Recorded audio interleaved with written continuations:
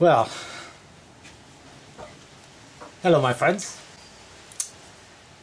This video, actually I was not going to show it. I wasn't going to show it because the bowl took many changes from my initial design. Almost ashamed to say, I was making a natural edge with the bark. It's a fairly large bowl. And during the process and the design that I decided to put in it, I had a couple of catches in there. So with those catches, it forced me to change my initial design. Well, to some extent. What I was doing was a natural edge with bark on the outside, natural edge with bark on the inside as well. So it was going to be a bowl within a bowl. But one of the catches that I had, it broke the bark on the inside piece. So with that happening, it modified the change, and all of a sudden I didn't want bark outside and no bark inside. So what I did is I removed the bark from the outside and cut down the inside bowl to a flat bowl in there. So you could say that it would be like a dip bowl. But I want to bring you in here.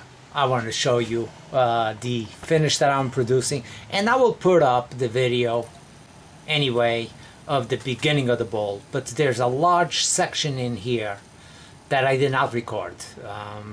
Basically I shut off the cameras. I wasn't going to post it, but it's such a beautiful piece that I want to share it with you. Good morning. Well, as I promised, I am working on that log, that oblong log, in a one piece natural edge bowl. So basically I put it on the whole log. I have taken it to my bandsaw and cut it more or less into a circle. Now I'm not going to be showing you the roughing in, getting the piece in balance. I will show you what I have already done so far up to this point on the lathe, but it's why I don't want to show that is because, first of all, my lathe is a fairly small lathe and I really push its limits. I put pieces that are way beyond what it was designed to do. So being a 12-inch lathe, I've put the riser blocks on it to make it into an 18-inch lathe, 17 inches anyway. It's really not designed, it doesn't have the weight, the mass to really turn those type of bowls safely during the roughing stage. There's a lot of shaking on the lathe. Now, I've also put a counter shaft on it to reduce its slowest speed of 635 RPMs to half of that. But even half of that on a small lathe, you're going to get that wobble and that rocking. So I will show you what I've done so far, where I'm at. If you really want to see some large wood turning and how to get to that point of balancing this, plenty of people that out there and teach you. And if you want to see on how to handle your tools and how to approach the tool, Mike Walt, who I consider to be a friend and who has supported my channel and comments on my videos, even though I don't believe that they deserve his credit. Thank you, Mike. But anyway, he has a whole series of how to approach the work with different tools. And I urge you to watch his channel and pick up a lot of pointers. Not only does he teach you that, but he's a great wood turner and he does some excellent pieces that I really love. I love his goblets. I love many of his wood turnings that he does. So he was an inspiration. He was one of the first wood turners that I came across, that I started watching regularly, and yeah, kind of fascinated me with the hobby. Let's put it this way. You know, one of the early on things that I did is, you know, I made a couple of goblets after watching him doing his goblets with the floating rings. Well, of course, I wasn't able to create the floating rings, but I did do a couple of goblets. Anyway, so to this point, this is what I got on the lathe. And yes, it's a pretty decent sized piece. Right now I'm just getting it somewhat balanced. Now when I mounted it on the lathe, I was very interested on the back side over here being somewhat parallel on an up and down line and fairly close on the side to side. So with me wanting those specifics and the log not being completely round, as you can see, gave me some limitations on how well I could balance the log without drawing my final product off. This is my concentration point, is this side.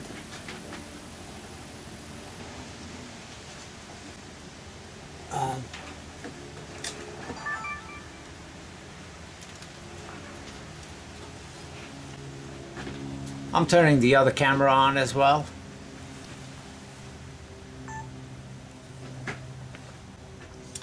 Now this side is going to be my top of the bowl, and it's going to be a natural edge, and I'm thinking of roughing it out and leaving a surprise in the center, and you will have to see that.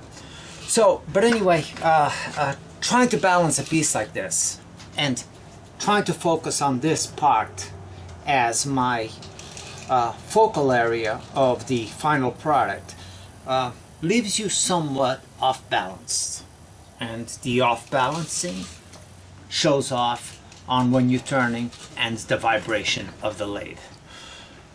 So for that reason, and for safety reasons, I am not going to be showing that because I'm not giving you a lesson on how to use a tool and how to safely turn something of this size. Once I get it through and I have it where it's running at a safe speed, then I will bring that on.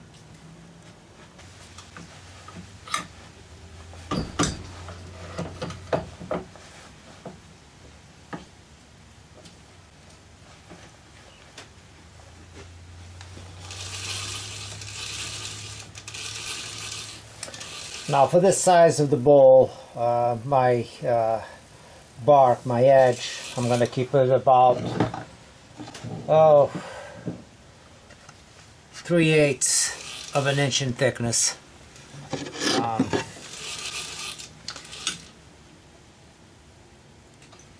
So basically I'm going to be running it in right about this point, and just like before, parting tool I find to be a good way to maintain most of my bark. So make sure I don't hit anything, and that's my approach to this.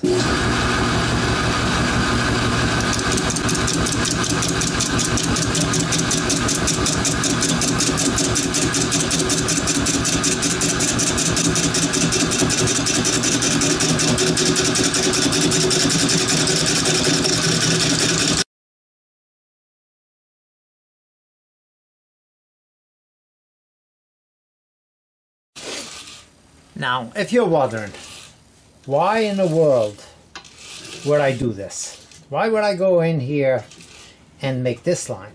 You understand this one? Well, my thought, and I don't know how it's going to look or if it's even going to work. I know that I would be able to maintain the bark, but the question is, I don't know if it will look good.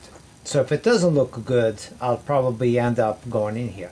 But my idea is I want to create a bowl within a bowl.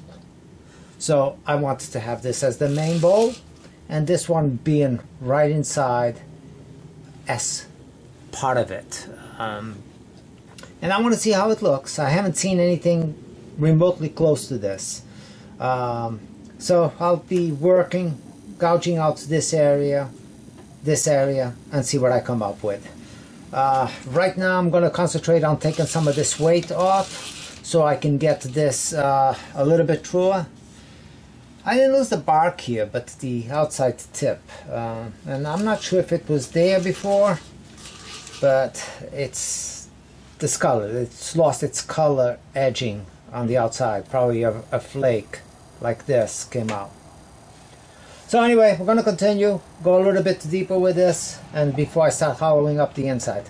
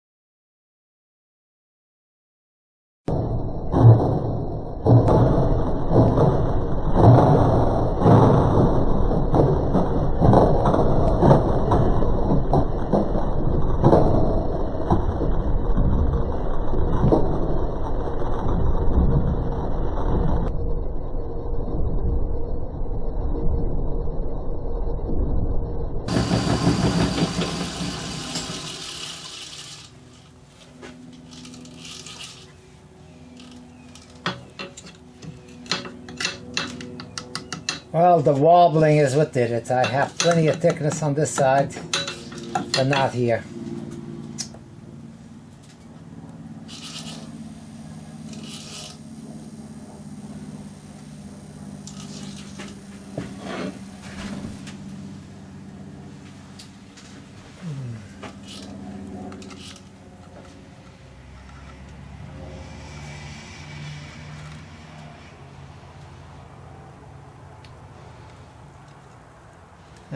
I'll do it.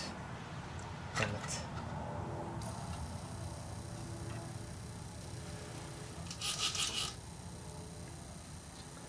Okay. Bark area is off, and I'm still going to continue with this idea, except it's going to be a shallow bowl in the middle of it.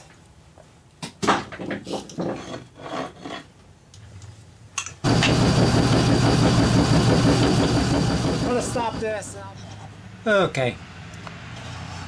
So the bowl has had a few coats of OB juice, shine juice, and I mean, I must say, I really like the color pattern on this oak. This dark outside just makes it all pop. Doing a little bit of hand buffing with this stuff.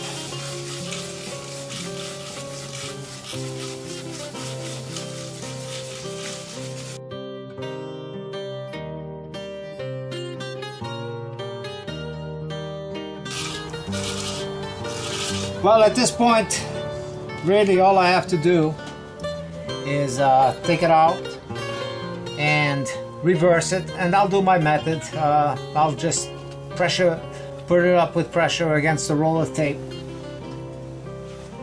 That roll of tape will go right over this piece, and I'll be able to do almost the whole bottom with this method.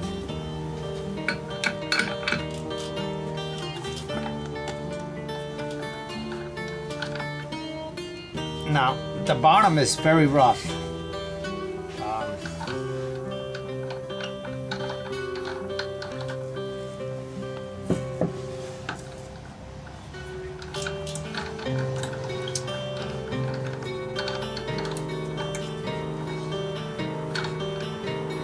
Now, I don't apply a lot of pressure, just enough to grip it. If you apply too much pressure, you can get that off shape, and there's no need for it.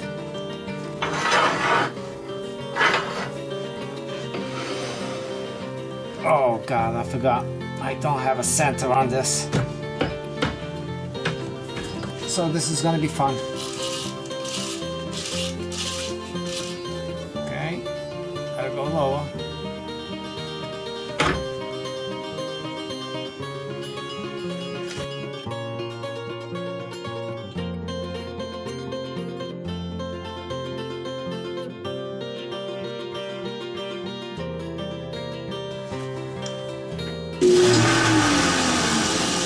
I'm gonna slow it down for this.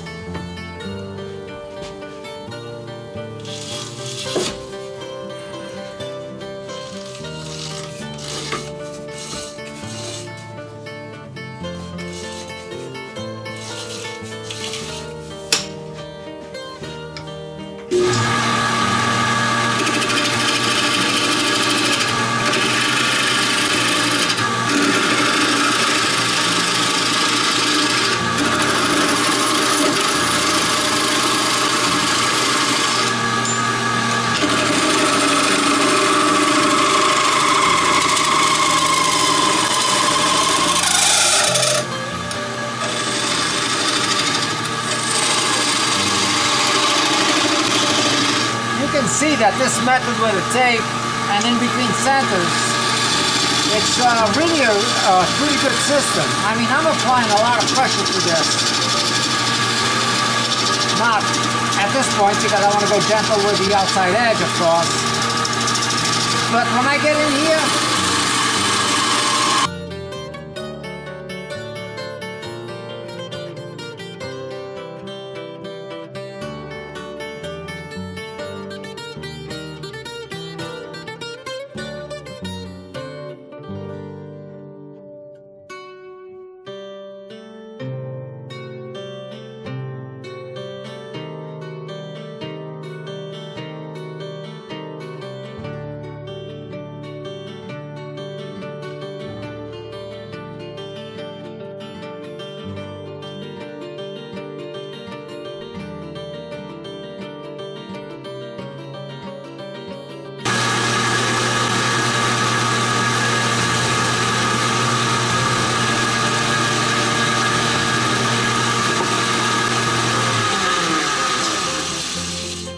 okay, now get this little nub out and bring it to the drill press.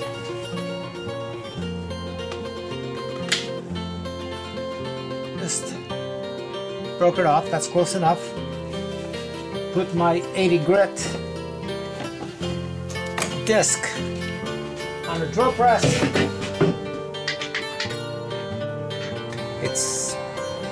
I haven't seen anything like it, but you know, you guys let me know what you have seen and who might have done something of the sort, and get back to me on it.